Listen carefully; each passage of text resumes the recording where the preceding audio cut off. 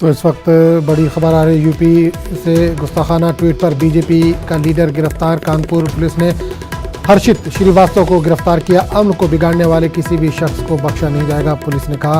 मुतनाज़ tweet के बाद police ने ये कार्रवाई की है। केस दर्ज कर लिया गया था, जिसके बाद हर्षित की गिरफ्तारी हुई है। तो मुतनाज़ ट्वीट के बाद पुलिस ने केस दर्ज किया था, जिसके बाद हर्षित की गिरफ्तारी हुई है। यूपी में गुस्ताखाना ट्वीट पर बीजेपी का लीडर गिरफ्तार हुआ है। इसने ट्वीट किया था, जिसके बाद मामला दर्ज किया गया था। कानपुर पुलिस ने हर्षित श्रीवास्तव को गिरफ्तार कर लिया है।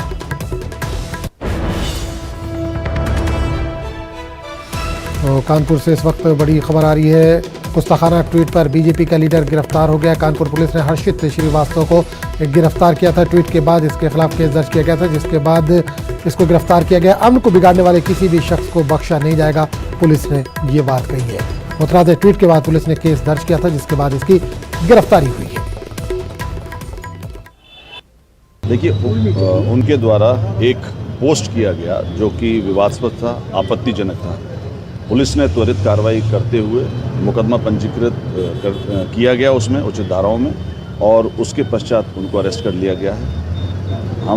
मैंने पहले भी कहा है, क्लियर है, किसी भी गवर्नमेंट की पॉलिसी क्लियर है कि कोई भी धार्मिक उन्माद फैलाने का प्रयास करेगा, कोई भी माहौल को ख़राब करने का प्रयास करेगा, किसी भी वर्ग से क्यों ना हो, उसके खिलाफ निष्पक्ष कार्रवाई की जाएगी, सख्त कार्रवाई की जाएगी। इस पूरे मामले पर बात करने के लिए हम सीधे रुख करेंगे कानपुर का।